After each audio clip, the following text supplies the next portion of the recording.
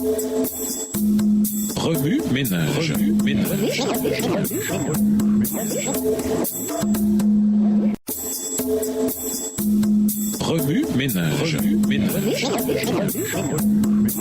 Bienvenue dans votre émission Remue ménage. Nous voyons de mercredi invité. Dieu comble les vides. C'est au philosophe et polymathe grec Aristote que l'on attribue la phrase suivante. La nature a horreur du vide. C'est certainement le cas. Après l'exposé sommaire de la création dans Genèse 1 verset 1, la Bible décrit l'état de la matière brute qui existait. La terre était sans forme et vide. Genèse 1 verset 2. Sans forme, tohu et vide, bohu. Bref, le chaos et le vide. La création a introduit l'ordre et la symétrie là où régnait le chaos et une vie vibrante là où régnait le vide. La semaine de la création énumère 3 exemples éclatants de Dieu remplissant le vide. Le 2e jour de la création, Dieu créa le firmament. Le 3e jour de la création, il sépara la terre de l'eau. Le 4e jour, il remplit le firmament de corps célestes, soleil, lune, étoiles. Après avoir créé les poissons et les oiseaux, le 5e jour, Dieu dit que tout ce qui vit dans l'eau se multiplie et peuple les mers, et que les oiseaux se multiplient sur la terre. Genèse 1, le verset 22. Il est clair que les mers séparées de la terre ferme, le 3e jour de la création était vide, tout comme le firmament qui était apparu le 2e jour. Dieu remplit les mers de poissons et le ciel d'oiseaux. Les 3e et 6e jours, Dieu remplit la terre de 3 formes de vie végétale, animale et humaine. Tous les espaces vacants furent ainsi remplis. La création physique a été faite avec des leçons spirituelles intégrées. Voilà pourquoi le Christ, l'agent actif de Dieu dans la création, enseignait principalement par des paraboles.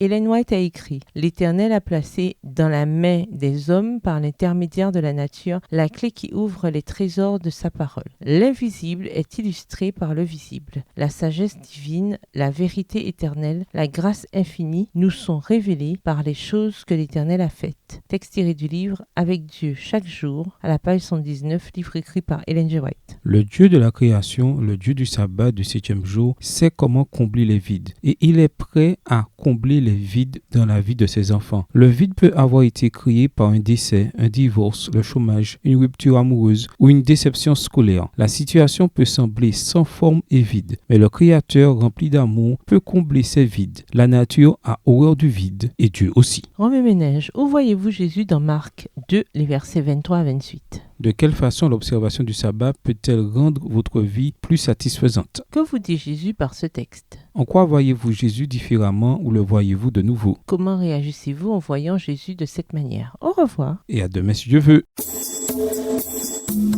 Remue ménage. Remue ménage.